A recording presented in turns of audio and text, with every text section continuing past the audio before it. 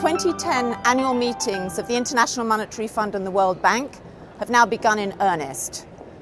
Economic leaders from around the globe are arriving in Washington, D.C.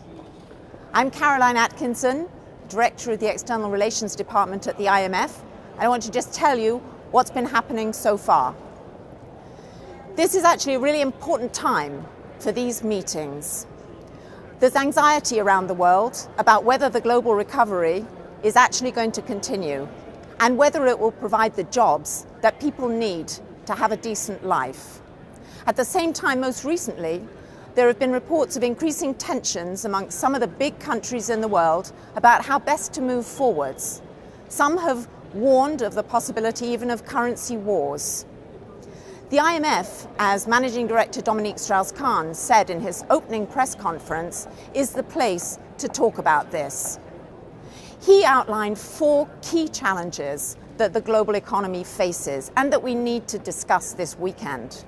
The first, how to ensure fiscal sustainability for the medium term without cramping the recovery now. The second, how to make sure that that recovery comes with jobs. Third, how to make sure that we don't have another crisis because of an insufficient attention to financial repair and reform. And finally, he called for a return to the spirit of global cooperation that we all saw and were grateful for at the time of the crisis.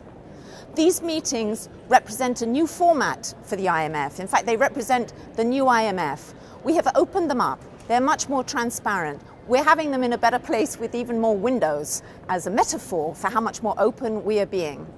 And we have not just government officials, but many civil society organizations, journalists from around the world, academics, even some Nobel laureates, as we stage a number of events to help us think through these big issues facing the global economy.